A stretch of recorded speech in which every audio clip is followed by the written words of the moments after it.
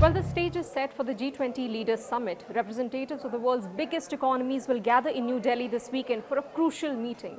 It will also be the last big chance for the G20 nations responsible for 80% of the world's emissions to send a strong message on climate action before they meet at COP28 in Dubai. 2023 has been the hottest year on record, and climate disasters have intensified across the world.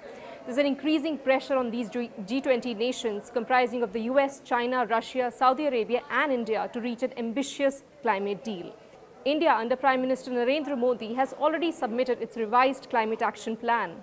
There's a net zero target of 2070 and commitment to achieve 50% cumulative electric power installed capacity from non-fossil fuels by 2030.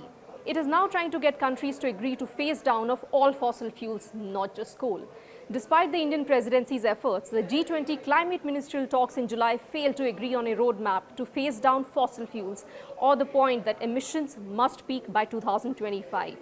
But as India enters the last leg of its presidency, it will look to achieve some agreement on G20, one of the most high-profile geopolitical assemblies. Officials say that the climate change will feature in a packed agenda, but how much of it will make to the leaders' declaration remains to be seen. Prime Minister Modi has strongly batted for India's leadership in the Global South, highlighting how climate change is a shared reality and that the Global South would be affected disproportionately.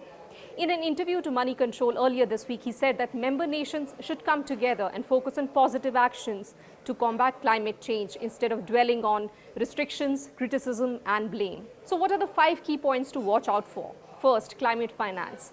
As UN Climate Chief Simon Stale says, finance is everything. The G20 has an opportunity to flex its financial muscle to move trillions in investment required to support developing countries in their energy transition.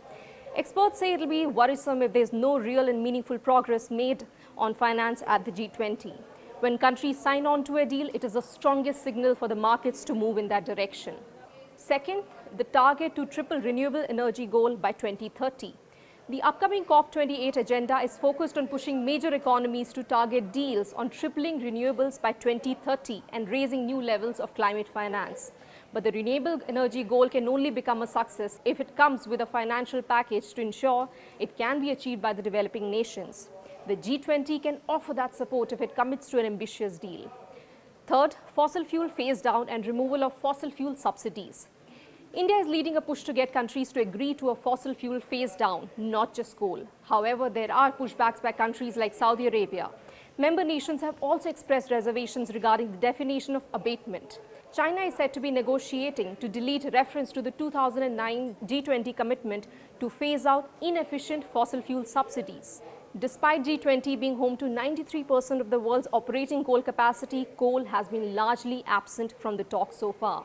It was, in fact, the elephant in the room. Experts have urged G20 leaders to set a clear timeline to end public support for fossil fuels. Experts say that the absence of any such commitment in the final leader statement may lead to backsliding on coal phase down that was agreed upon in the Bali summit last year. India has already demonstrated its leadership with bold and ambitious climate targets.